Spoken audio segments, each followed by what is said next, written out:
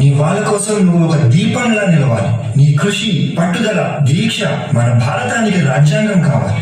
ఇప్పటి నుంచి నీ ఇంటి పేరు నా ఇంటి పేరు అవ్వాలి. అందరూ నిన్ను అంబేద్కర్ అని పిలవాలి. సరేనా భీమ్రావ్?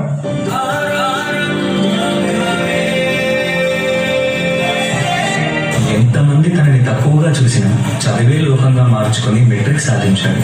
అదే సమయంలో పెద్దలు తన పెళ్లి కూడా చేశారు. సాయాజీరావు గాయక్వాడ్ అనే మహారాజు సాయంతో విదేశాల్లో సాధించి తిరిగి వస్తారు.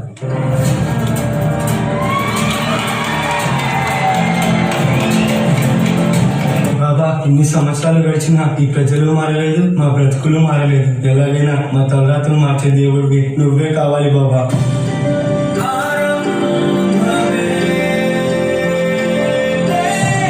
నా ప్రజల కోసం ఎంత కష్టమైనా పోరాడతాను.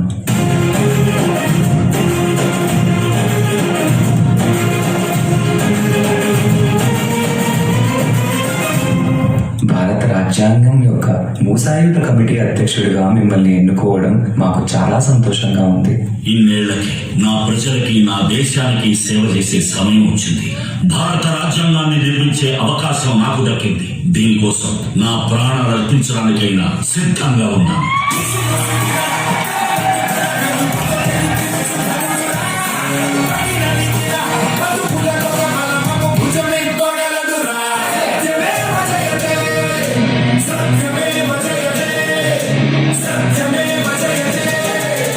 అంబేద్కర్ ని ఒక ప్రాంతానికో, ఒక కులానికో, ఒక మతానికో పరిమితం చేయలేము. ఎందుకంటే ప్రతి భారతీయుడి గుండెపై చెరగని ముద్ర వేసిన మహనీయుడు ఆయన. అందరి కలలు కన్నది ఆయన కలం.